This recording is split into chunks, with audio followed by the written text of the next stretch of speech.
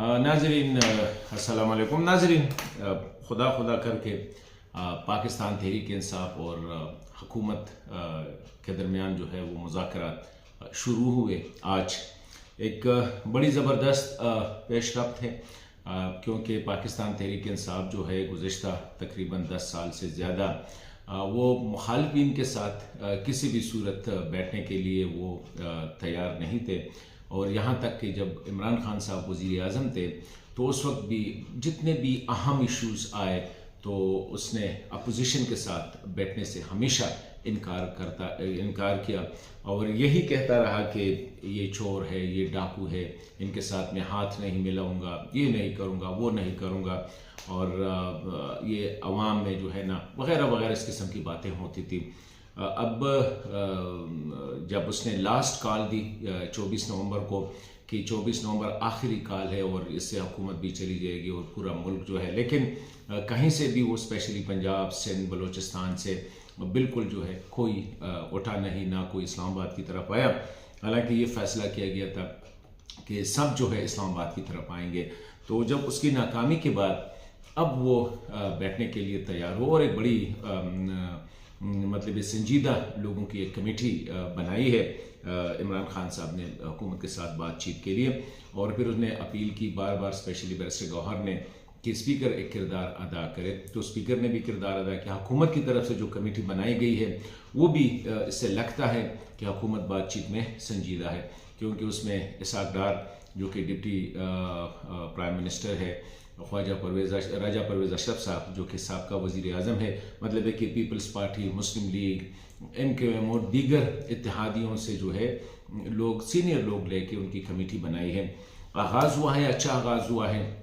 और उम्मीद है कि इंशाअल्लाह ये मसाइल जो है स्पेशली सियासी अदम इस्तेहकाम जो है मुल्क में, ये कहीं ना कहीं जो है इसमें ठहराव आ जाएगा। अहम बात यह है कि पता लगेगा कि PTI या पाकिस्तान तहरीक इंसाफ कल या दोबारा परसों जब मिलेंगे तो उनके मुतालबात क्या होंगे। ज़ाहिरी बात है, बुनियादी मुतालबात जो है कि सारे कैदियों की रिहाई, जिसमें 9 मई और 26 मई वगैरह, इंक्लूडिंग वज़ीर आज़म, साबका वज़ीर आज़म इमरान खान, उसकी रिहाई। अब ये रिहाई कैसे मुमकिन होगी ये भी, क्योंकि उस पर अदालतों में केसेस चल रहे हैं, अपील में जाएंगे, ये एक प्रोसेस है, मतलब इतना जल्दी नहीं हो सकता है। फिर यह है कि मेरे ख्याल में PTI को जो पता चला कि जितना वो अशख़ास के बजाय फिर रियासत के ख़िलाफ़ प्रोपेगेंडा करना, जिस तरह ये अमेरिका ने पाकिस्तान पे पाबंदियां लगाई मिसाइल्स टेक्नोलॉजी पे, उस पर जो PTI की क़यादत स्पेशली जो बाहर बैठी हुई है,